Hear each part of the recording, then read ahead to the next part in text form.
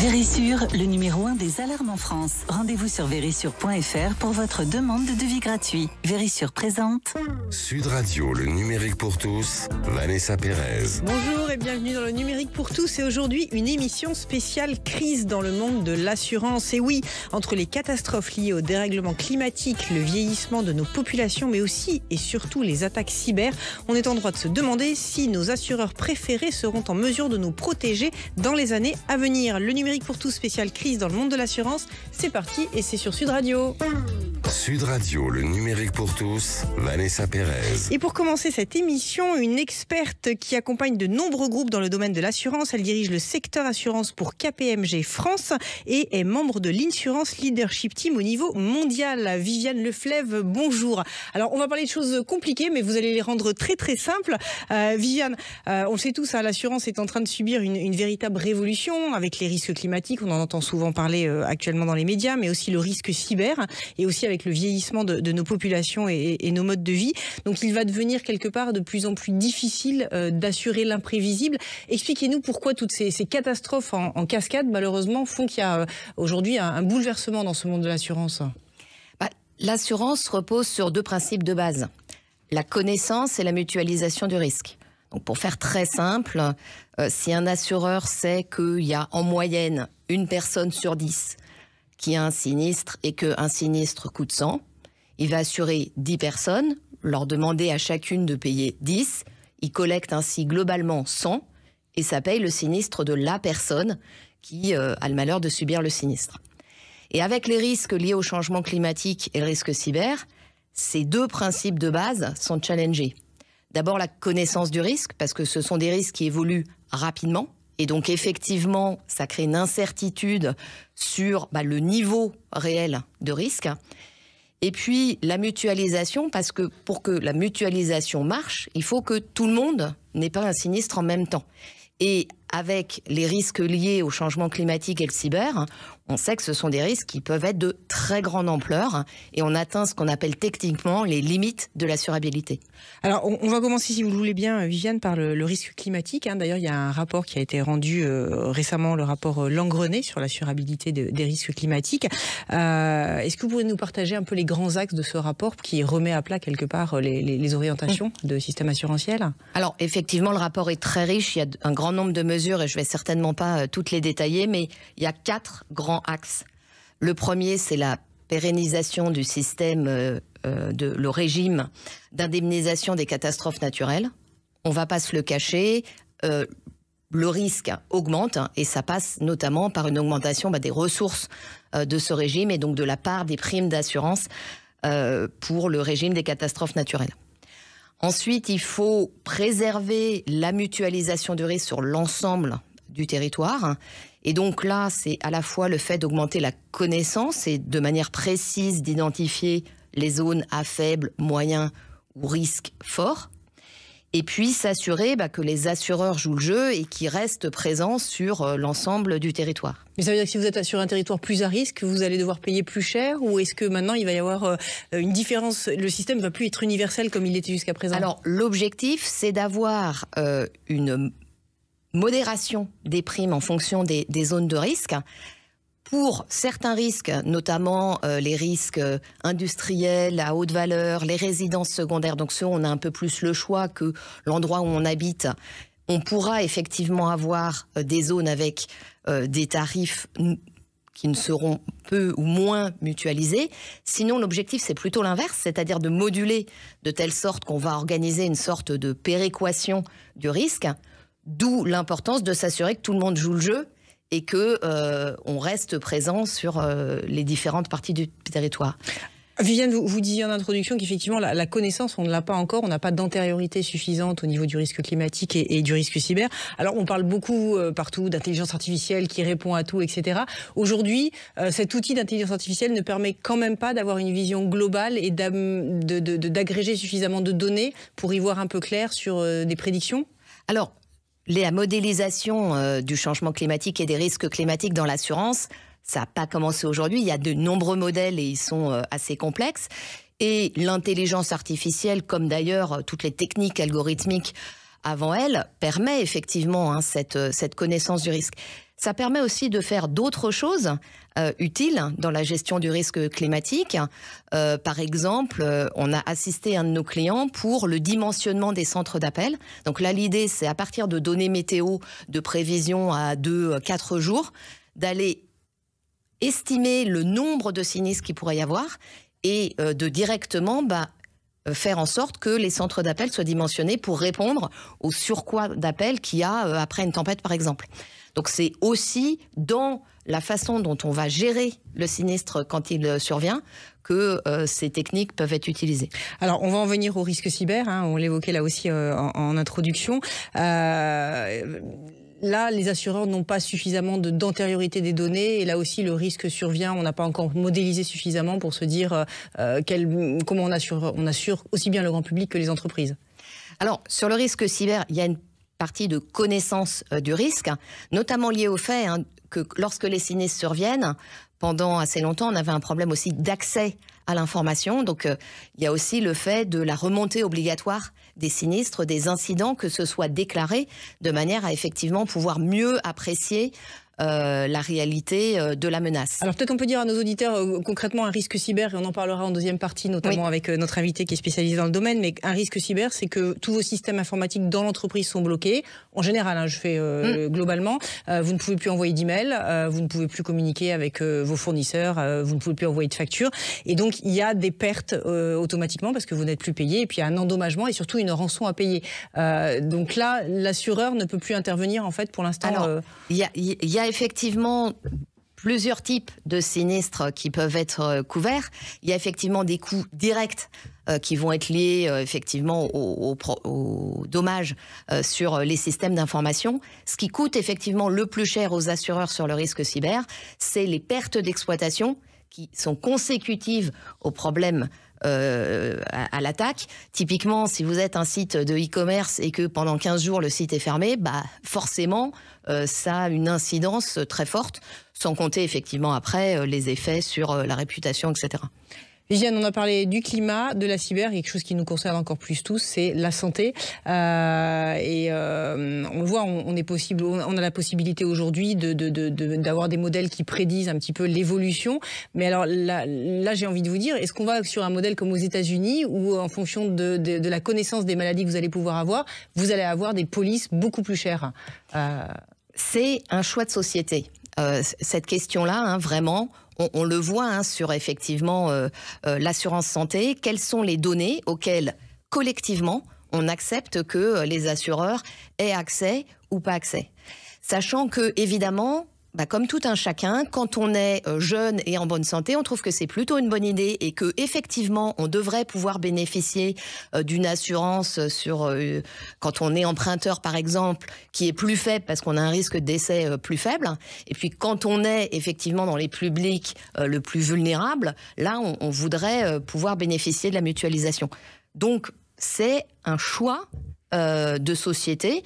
Je ne crois pas qu'il soit nécessairement que le seul possible soit d'aller vers l'évolution américaine. Ce qui est clair, c'est que si on est d'accord sur l'utilisation systématique de l'ensemble des données disponibles, ça rompt la mutualisation et du coup, c'est contraire à l'application de l'assurance. Chacun se retrouve avec son risque. On entend parfois aujourd'hui que nos données de santé ne sont pas si sécurisées, donc ça veut dire qu'elles circulent sur le darknet, je veux faire peur à personne. Néanmoins, ça veut dire que ces données circulent, elles peuvent être achetées ou récupérées par des gens qui voudraient profiler un petit peu leur sociétaire. Est-ce qu'il faut craindre ça dans les années à venir, justement, cette absence de sécurisation totale de nos données ? Alors, qu'il faille craindre l'absence de sécurisation des données, sans doute. Pour que les assureurs utilisent des données qu'ils auraient trouvées sur le darknet, là, sincèrement, je ne pense pas que le risque, ce soit celui-là. Vous nous rassurez là-dessus.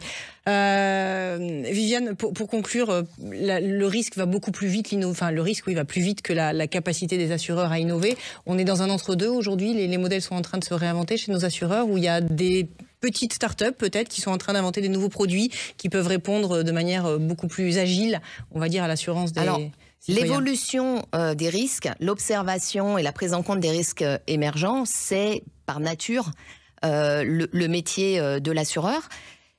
ce qui me semble aussi important, c'est on parle beaucoup aujourd'hui de responsabilité sociétale des entreprises et l'ensemble de ces éléments est important. On voit évidemment les éléments environnementaux, on en parle beaucoup. Et effectivement, on a parlé des risques liés au changement climatique. Les éléments sociaux sont aussi importants. Et là se pose notamment la question effectivement de comment, alors pour le domaine de l'assurance, on continue à assurer l'ensemble des publics, y compris effectivement les personnes qui sont plus vulnérables à un risque. Et le troisième élément qui est celui de la gouvernance, et notamment de l'utilisation éthique des données, l'utilisation éthique de l'intelligence artificielle, c'est aussi un enjeu. Et sur l'ensemble de ces éléments, on est fiers d'accompagner nos clients. Pour conclure, en une poignée de secondes, si vous deviez donner un conseil à nos citoyens qui s'interrogent sur quel type d'assurance prendre par rapport aux risques que l'on a évoqués, bien lire les alinéas, les astérix en petits caractères, ou alors quelle est la... Lire son contrat d'assurance, c'est toujours un bon conseil. Je sais que c'est une évidence, c'est pas forcément la lecture qu'on préfère avoir sur sa table de nuit. C'est toujours une bonne idée. Merci beaucoup Viviane Leflèvre pour KPMG. Restez avec nous, on marque une courte pause et l'on se retrouve dans quelques instants pour découvrir le casse-tête que constitue l'assurance des cyberattaques. Le numérique pour tous, ça continue dans quelques instants et c'est sur Sud Radio. Sud Radio, le numérique pour tous, Vanessa Pérez. Et pour continuer cette émission Crise dans le monde de l'assurance, j'ai le plaisir de recevoir un expert en cyber. Il est serial entrepreneur. Il s'appelle Fabrice Eppelboin. Fabrice, bonjour. Bonjour. Fabrice, alors la cyber, c'est un petit peu votre quotidien. Viviane l'a expliqué, mais vous, de l'intérieur, pourquoi ce risque cyber est vraiment complexe à assurer ? Il est multiple. Prenons deux des grandes menaces cyber de l'entreprise, l'espionnage et puis le ransomware. Alors ransomware pour nos auditeurs, c'est le rançonnage, c'est tout d'un coup on va chiffrer tous vos fichiers et votre entreprise va être paralysée. Mais l'espionnage c'est aussi un énorme risque. L'espionnage c'est du renseignement économique qui très concrètement va aller voler vos données pour typiquement alimenter la R&D d'une entreprise concurrente. On sait depuis Edward Snowden en 2013 que la NSA, c'est l'une de ses activités favorites. Et puis très récemment, la DGSI a annoncé à qui voulait l'entendre que c'était un risque considérable et que la moitié des attaques qu'elle avait identifiées venaient des États-Unis. Donc ce type d'attaque, le vrai problème, c'est qu'une attaque réussie, c'est une attaque qui se voit pas. Vous allez voir juste les conséquences. Vous allez perdre un appel d'offres, vous allez voir votre concurrent qui dépose le même brevet que vous, mais juste avant vous, vous allez rater une négociation parce que en face, vous aurez quelqu'un qui aura eu accès à vos emails. Une assurance peut pas assurer contre ça. C'est pas possible. La seule façon de se protéger, c'est d'investir dans la cybersécurité. Et de toute façon, il faut investir dans la cybersécurité. Mais ce type d'attaque, objectivement, ça concerne le CAC 40, des entreprises totalement stratégiques, mais pas l'épicerie du coin de la rue. Alors le ransomware, venons-en au ransomware, la vue de l'intérieur, effectivement. Le ransomware, concrètement, le ransomware, c'est vraiment un énorme problème pour une entreprise. Vous débarquez un matin dans votre boîte et vous n'avez plus du tout accès à vos fichiers, tout est paralysé. Vous trouvez un petit message quelque part qui vous donne un gentil rendez-vous sur le darknet pour échanger avec les pirates. Et évidemment, votre service informatique est sur le pont, parce qu'il s'agit de redémarrer l'entreprise, donc récupérer les backups, trouver par où sont passés les pirates pour éviter qu'ils reviennent, et puis s'assurer que les données n'ont pas été exfiltrées, parce que là-dedans, il peut y avoir typiquement des données personnelles, et là, c'est une catastrophe, c'est le service juridique qui va commencer à paniquer. Données personnelles, RGPD, tout un tas d'autres lois, les sanctions sont absolument terribles, la réputation, n'en parlons pas. Donc, entre-temps, vous êtes allé sur le darknet, vous êtes rendu au rendez-vous avec les pirates et vous avez des gens qui vous parlent dans un anglais approximatif et un peu angoissant et qui vous expliquent que vous avez un certain nombre de jours pour donner une rançon qui généralement est conséquente. Sinon, la rançon va augmenter ou pire, vos données vont être publiées. Donc là, commencer à réfléchir aux conséquences qu'il y a d'avoir toutes ces données. Alors là, Fabrice, vous nous décrivez un cauchemar, mais je pense que c'est le cauchemar malheureusement qu'ont vécu beaucoup de chefs d'entreprise. C'est un cauchemar. Est-ce qu'on peut se protéger ? Est-ce qu'on peut se protéger ? Alors on peut se protéger évidemment, évidemment en allant voir du côté de la cybersécurité. On peut aussi se protéger en allant voir son assurance. Et ça, du point de vue de l'assurance, c'est compliqué comme risque le ransomware parce que très concrètement, c'est pas quelque chose qu'on crie sur les toits. Donc on manque de données. On n'a pas d'historique de données et les assureurs, c'est surtout des mathématiciens qui arrivent à modéliser ce risque pour calculer une prime d'assurance. Or là, ils ont absolument rien sur lequel modéliser tout ça. C'est pas comme des accidents de voiture ou les cambriolages où là on a toutes les statistiques possibles et imaginables pour calculer cette fameuse prise d'assurance. Du coup, il n'y a pas grand-chose qui peut fonctionner. Il n'y a pas vraiment d'horizon très défini pour l'assurance cyber. J'aimerais qu'on évoque un cas concret qui est le groupe Lockbit. C'est une affaire qui est survenue en février dernier.